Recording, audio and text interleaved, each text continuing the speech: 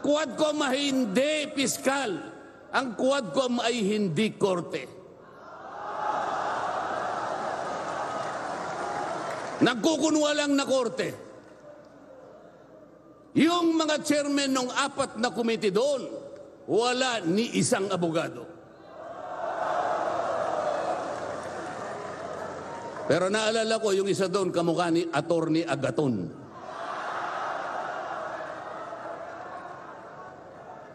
So sa halip na ang unahin ay yung kapakanan ng mamamayan, sa harap at liwanag ng napakaraming nakabantang panganib sa atin, sa ekonomiya, panglipunan, pangseguridad, korupsyon, katiwalian, bakit ang inuuna ay usigin ng isang tao na hindi naman ipadadaan sa tamang proseso ng batas?